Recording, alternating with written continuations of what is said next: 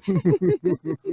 나 진짜 예측을 안 예, 벗어나요. 예, 돌아와서 나는 인간의 도리. 요즘에 지금 유행하는 말이 배은만덕, 배은만덕산, 뭐 배은만덕이라는 표현 막 나오던데 어쨌건 지금 당대표 물러나시오. 비대위원장 내가 하겠어. 손학규 거절. 됐고 지금부터가 중요해졌죠. 이제 어떻게 될 것 같으세요? 나는 이거는 진짜로 그 TV로 말하면요 정통 드라마도 아니고 뉴스도 아니고 완전 예능. 이건 뭐 완전 손학규 승. 승인데 손학규 승. 손학규 대표는 아마도 공동대표를 하자거나 아니면 내가 대표하고 당신은 뭐 선대위원장을 하라거나 이런 식의 역할 분담을 생각하셨을 거예요. 왜냐하면 그게 정치 문법이거든요. 그리고 사실 안철수 대표는 밖에 나가 있었잖아요. 그리고 그 사이에 온갖 바른미래당의 그 희노애락을 어쨌든 바른미래당이 자유한국당으로 안 넘어가고 그 지켜온 게 손학규 대표라고 스스로 생각하실 거거든요. 그러니까 권위가 지금 손학규 대표에게 있는 거죠. 그러니까 어떻게 될 것 같으세요? 분당? 어려움은 이런 게 있죠. 신당 창당인데 어쨌든 안철수 대표의 1단계 목표는 원내 교섭단체, 교두보, 대권을 위한 교두보 만드는 거 1단계. 되건 안 되건 본인 목표. 가능해요, 근데 지금? 저는 요번에 시작도 못 해보고 다시 외국 가지 않을까 무슨 생각이 들어요. 다시 철수. 아니 외국에 안 가고 아예 국내에 체류할 수도 있잖아요. 외국에 간다는 건 다시 돌아오겠다는 뜻이고.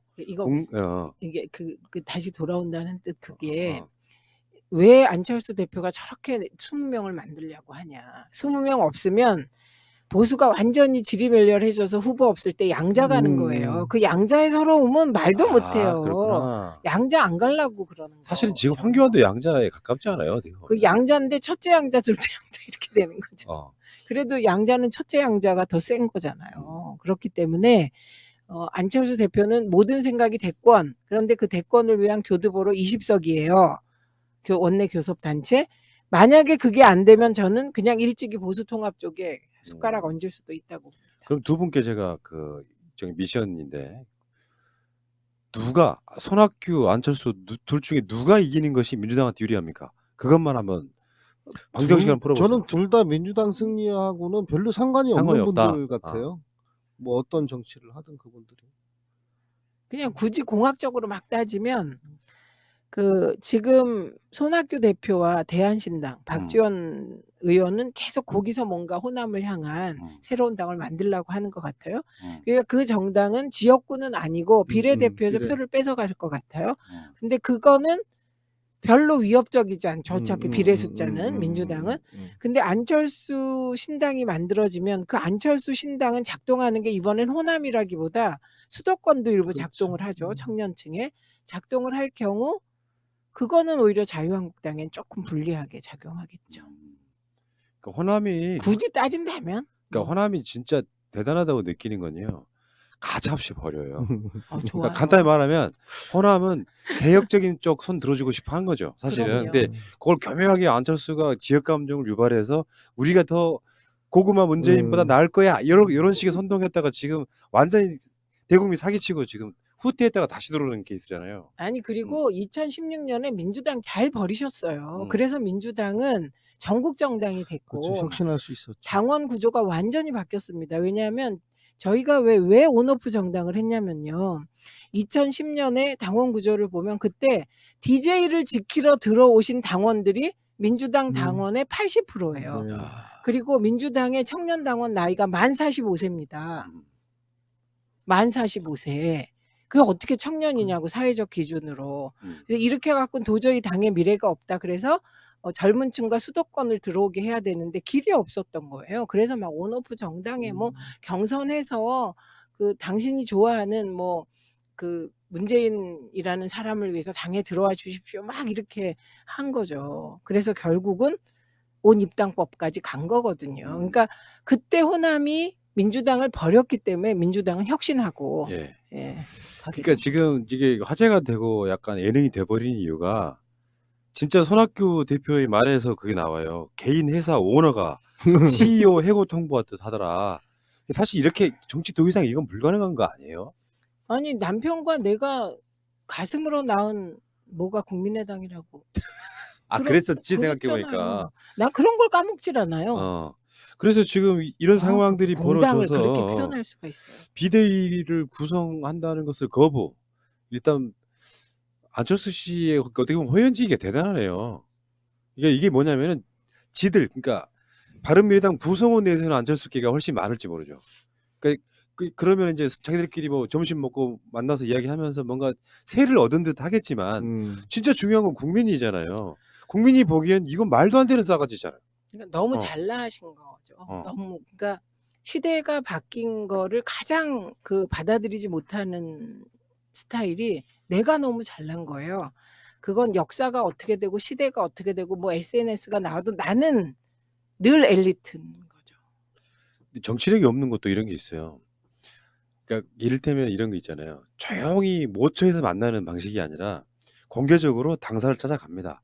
그래서 일단 공개하는 상황이 벌어지고 기자들은 다 서 있어.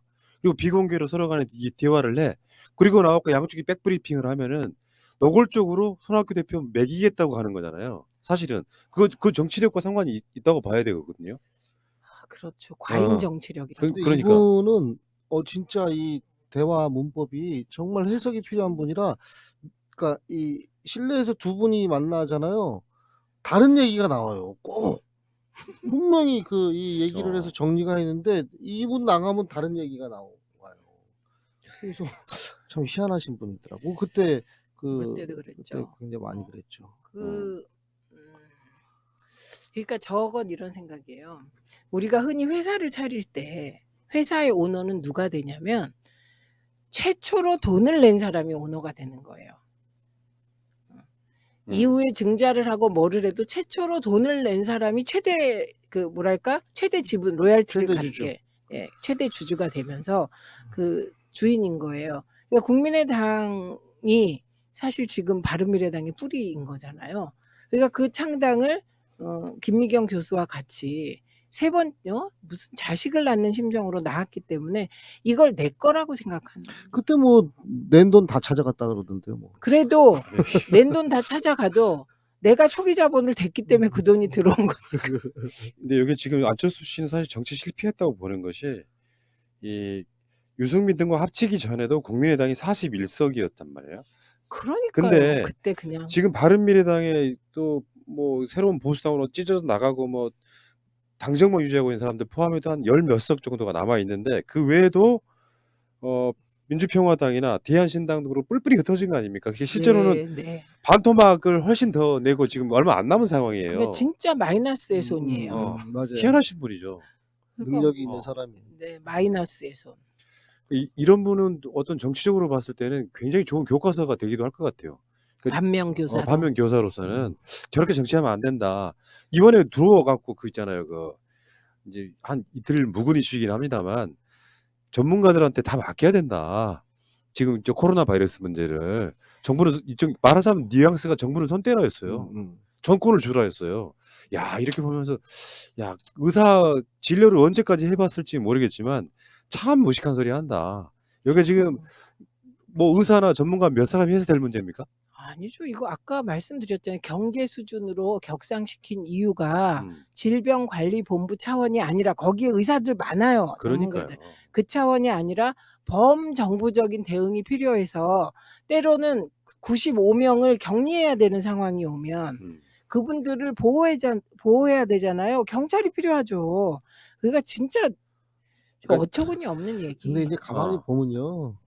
안철수나 손학규 대표 어르신이나 최경환 의원이나 이게 보면 다 진짜 도끼 얘기인 것 같아요. 이게 종합 코미디. 그러니까요. 예능이요. 네. 그 유재석이 유산슬로 나왔던 놀면 뭐하니 같은 딱 그 예능이에요. 어저께 발언들이 너무 세가지고 실제로 이렇게 사람의 심리를 조금만 볼 줄 아는 사람이면 손학규 대표 이제 안철수 뒤에 백브리핑을 했거든요. 나와갖고 하는데 그 표정 관리하려고 어마어마하게 힘들어하는 게 그냥 보이더라고요.